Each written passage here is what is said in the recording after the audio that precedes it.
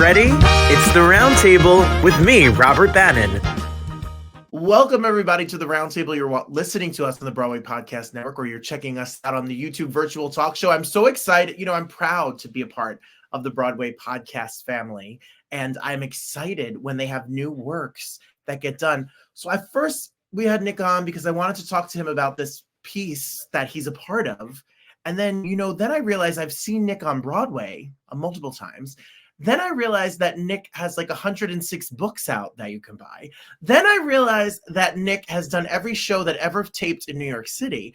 And then I realized that Nick is a student. Nick is a student of Rutgers and went to acting there. And he's an Esperite, and like I'm an Esperite. So then I'm like, oh boy, Nick, you're just going to become my new best friend. Nick Sullivan, welcome to the show. Thank you so much. That was quite a lead in. Thank you very much. I saw that you had Bill as your teacher at Rutgers, and I was ready to hear about your nursery tales. I wanted your Spoon River. I wanted to repeat. My Spoon River. I was ready for you. Oh, yes. And one of the things we did, we had to do a set speech for Bill. It was about making sense of things. And I had never heard of the Chicago 7, the anarchist trial, which made into a great movie, or I think it may have been a series recently. But I found one of these anarchists' arguments, and it was so well put. And I thought, okay, good.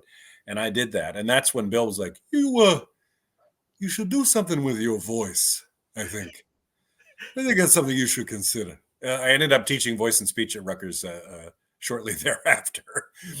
Yeah, I laud Bill Esper, and I went there very much later in life. I was 33. I was divorced. I had given up acting for 16 years.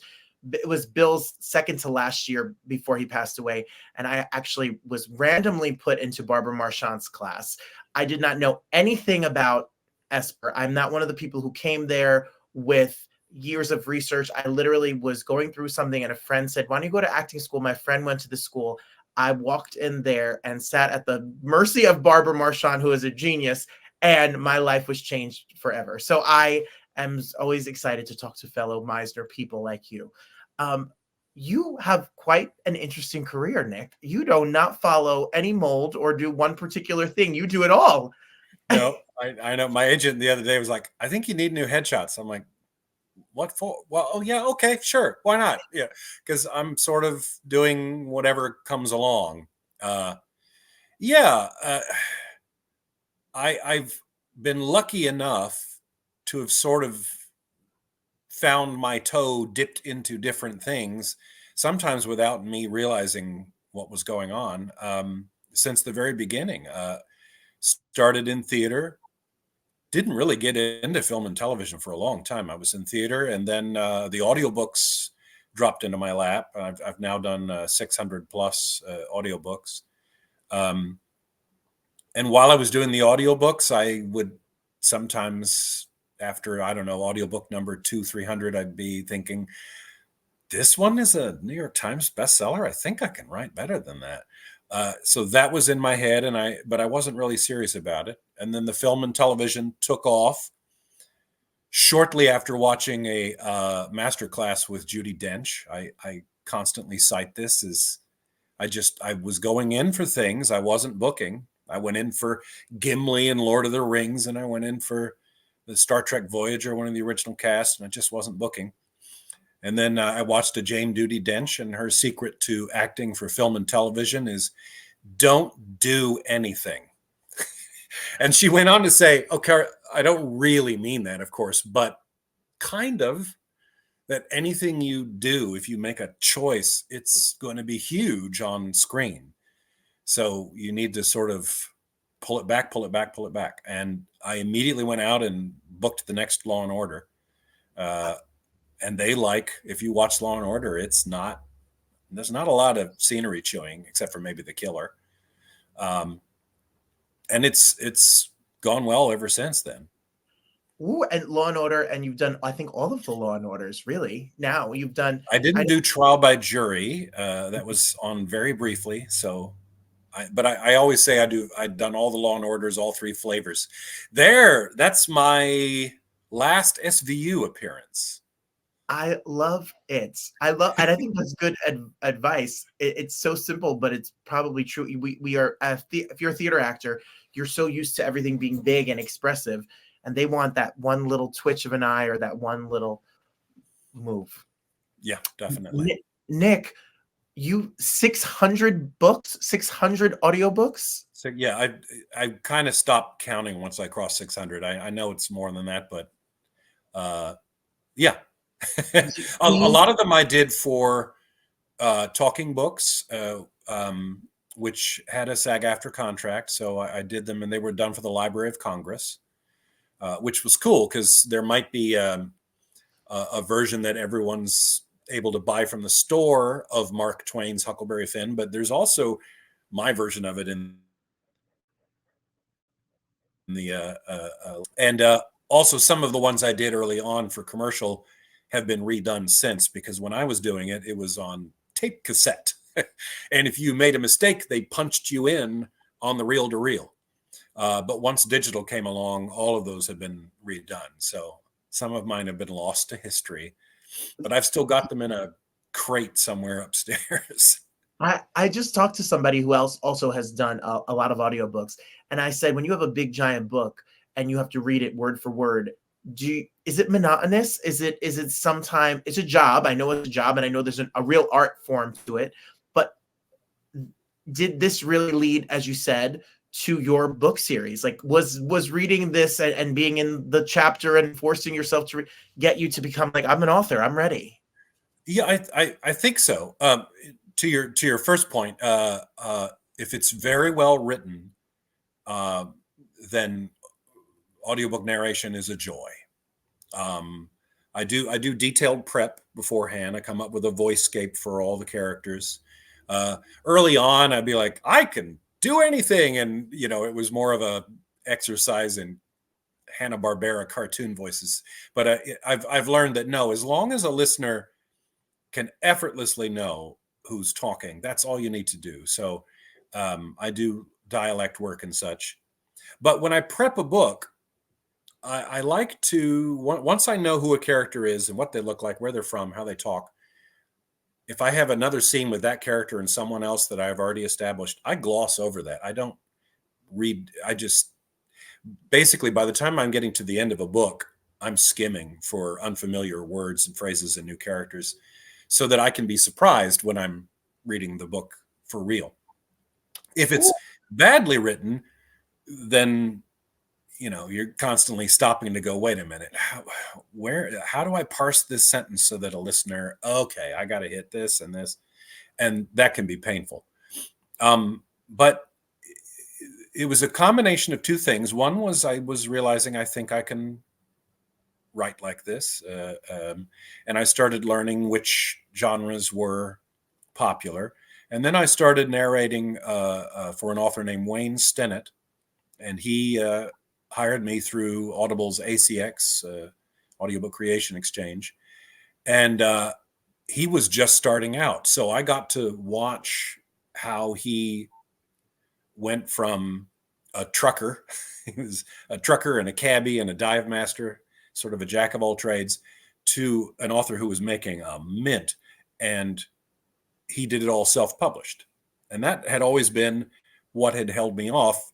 Was I knew what was involved in getting a publisher. And I'm like, I have enough rejection as an actor. I don't need it there. So once I learned I could do it myself, I went in full bore, and it helped that I didn't have to pay a narrator for the audiobooks. And now I've got 6 novels in the Deep series, a one-off called Zombie Bigfoot, which I am hoping to get onto Netflix at some point, but I'm trying to finish. Oh, there's the Deep series. Look at you, how prepared you are. I try to be. The Marvelous. Deep. Yes, that's the Deep series. Look at them all. And yeah, that one's got all of them. Look at that. And I'm working right now on a prequel to that series that takes a look at 2 of the main characters and follows what led up to them meeting. Grab a book today, wherever books are sold. I love that. That's his voice. If you're listening to us, go right now. Go to nicksullivan.net. Click the link. Buy a book. Buy all 6 books. Why not? Yes. But I've got that. I've got the Zombie Bigfoot and a few other co-op books. And that all really came from the narration. And the narration came from the acting. I got into book narration because I was at an audition for something. And they were looking for audiobook narrators to narrate for the blind for the Jewish Braille Institute. And I thought, well, I want to get into audiobooks. This would be a good way to get trained. And I popped that off the corkboard. And that came from an audition for some small little regional theater. I think it was at an odd little space in Chelsea. And that was just a coincidence. So many of things in this business, I think, are coincidi. And I should point out, since we're here for Twits, right? Yes, I was going to say. Twits came from early on when I was writing. I talked to Tom Robbins and invited him to join us in this round robin project, which was where a whole bunch of different writers got together and we took a story and we started it.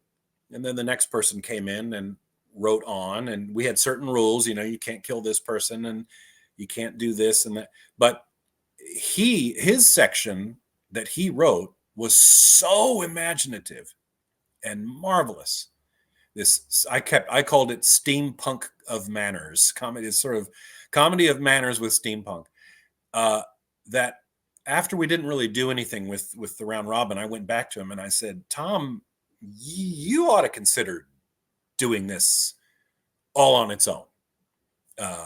Because what you wrote stands alone. It doesn't need the rest. But if you want to steal anything from what I did after you, take it. Go for it. And so he did. And all these coincidences that led to me doing what I'm doing led to Tom doing Twits. It's just the way things work. It is. And Tom Allen Robbins is brilliant. If you don't know, if you've seen him, he is the original Timon in The Lion King. He's amazing in Little Shop when it's still running for all these years. He is so sweet and brilliant and has another great voice and is so creative.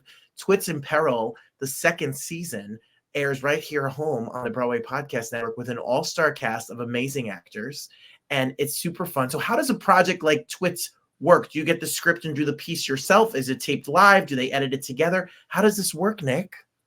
Well, so in general, when you have something that is a multicast sort of radio play style, you want everybody together so you can play off of each other. Sometimes practicality requires a particular part. Someone has to do it later and they'll dub it in. But even then usually like Tom would read it. Tom Robbins would come in and be that person. So as many people as are available, come on and record it with each other, usually scene by scene. And yes, we have the material ahead of time. So we go through and we make decisions. If we have questions, we send them to Tom. And it was a lot of fun popping on. And there was Michael Urie and Mary Testa. And we just swung for the fences, I guess. It's not swang. Such a good writer I am. We swung for the fences and just made bold choices. And Tom's writing is so witty, so funny. He was a playwright in addition to being an actor. And I've seen 3 of his plays and participated in readings. And they are hysterical. That's why I invited him to do that round robin project way back when, was because of the writing in his plays. But yeah, we get together, we laugh it up. We had to stop several times. The fellow, I'm blanking on the name, but the fellow who played Cheeseworth, he would just do his delivery and we would die. And they had these marvelous sound effects for Cheeseworth had these conveyances that he would use to go from place to place. These like a steampunk camel caravan, made out of metal, and they would come up with what that would sound like when it would arrive on the street. And we inevitably had to stop recording because everyone would burst into laughter. Well, it is a great we've had Michael's been here. Mary Testa is a legend and a trip and a half, and all of the cast of this show is fantastic and so much fun. If you're not, obviously if you're listening to us, you know what the Broadway Podcast Network it is. But if you're watching us, BroadwayPodcastNetwork.com, you can download it and join the family and listen to all of these shows and the original content on here is super fun and great. Besides just like talking heads like myself, there's some original content on here that is really fantastic. And what a great idea and what a great cast of characters. I love it so much. You right now are in New Jersey, you said, like me. But Nick, you also like a man of the world. You travel all over. You are a diving aficionado. And once again ties into the theater. It was the stage guys backstage at Broadway's Footloose. One of them was a diver, and he's like, "You should do this." And so I took my very first solo vacation with my own money, and I got certified in New York City, and I went diving, and I was absolutely hooked. So I tried to dive every year, and the Deep series that I write, it's a pretty standard thriller, mystery, action, adventure, a little bit of each depending on what the trope is. I try to focus on things like what's something that is done and how can I put a twist on it. And the main characters are dive masters, and it all comes from all of my journeys. Oh, well, what I love about it is I may be wrong. So this is my plan in my head, Nick. This is what I thought. You listen to Twits and Peril for February or March because it's going to be out and you're going to listen to it and it's going to be fun when you're at the gym, at the walk, cleaning your house, whatever. Then it's going to become spring and summer and you're going to want to take your vacation and everyone's going to want to lay under a palm tree somewhere in this world. We work, in the United States, 50 weeks to get 1 week off and then another week for another vacation or something, if you're lucky. So you wrote a book that we can sit on the beach. We can daydream in the winter. We can, it's action, it's adventure. It's not gender specific. It's not age specific. It's a little bit for everybody and dream of this tropical oasis. If it's in Belize, if it's in another island somewhere, you change the locations and you tell, it's not just for people who want to go scuba diving. No, I and sometimes my hardcore diver readers would be, there wasn't enough diving in this one. I have one where one of the characters looks like an actress who's been kidnapped from this low budget movie and they put her into the movie. So that one allows me to have a lot of my acting stuff and I have directors and movie folks.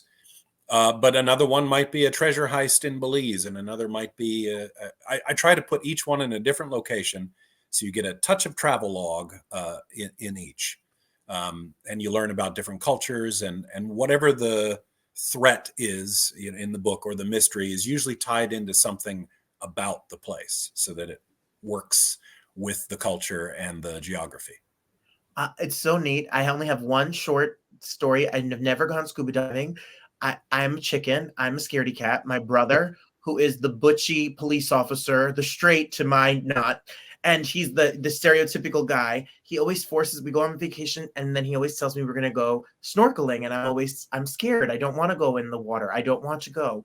And then every time we go, I jump in. He jumps in after me. He complains that his mask fogged. He can't, and he leaves, and I'm the idiot out here swimming amongst these beautiful creatures, but I'm so lucky. A place like Belize, I got to snorkel there. It's the most gorgeous place in the world. We need to take care of this planet and keep our reefs alive. And you're going to inspire me. I'm going to get a book, Nick. I'm going to get a book. I'm going to meet you on the turnpike and ask you to sign it at the Molly Pitcher rest stop.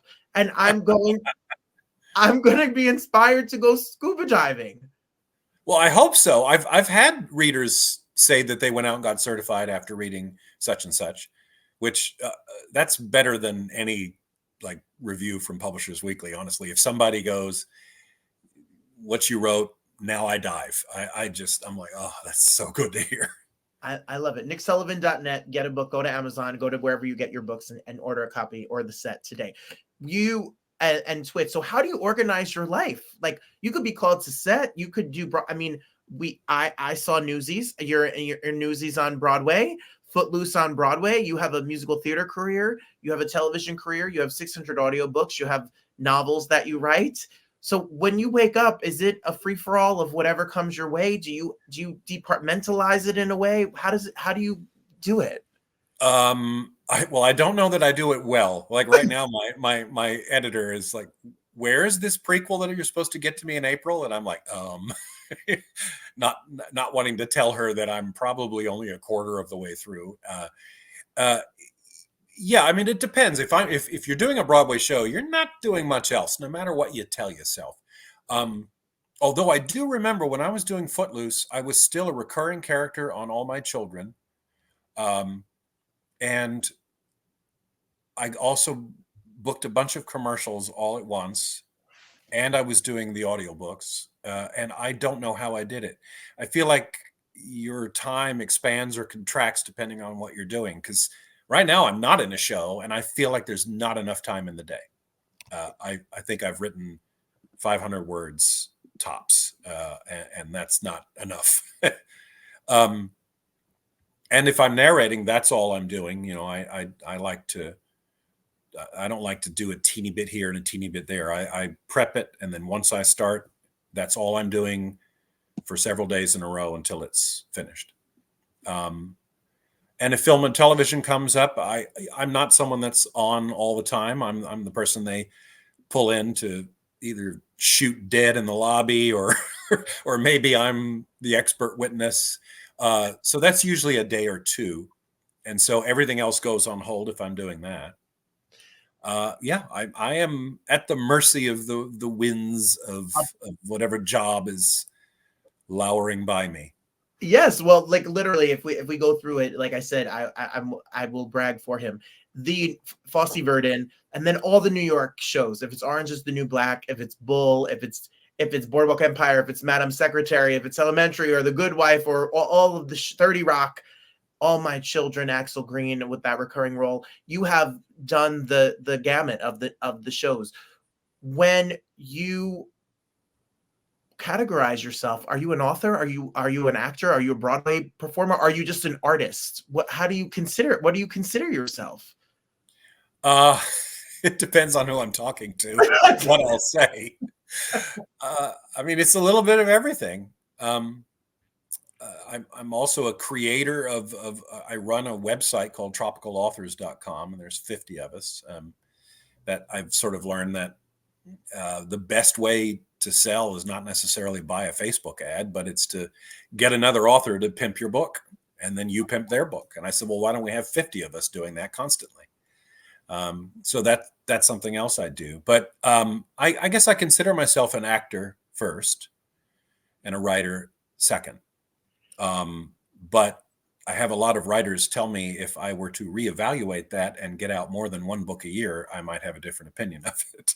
Oh, I love it. So I literally got our friend Allison Ahern, who helps book shows here on the Broadway Podcast Network, sends me the Twits in Peril and asks, and I said yes. And then I read the cast and I look and I see Nick and I say, I need to speak to Nick because Nick is you're fascinating. I'm sure you don't feel fascinating on the day-to-day. Fascinating. I just sit here writing, recording, and you got your puppy. I understand. So when you're you're working on a book right now, does the cursor doesn't give you anxiety, like the little blinking Google Doc or Word doc?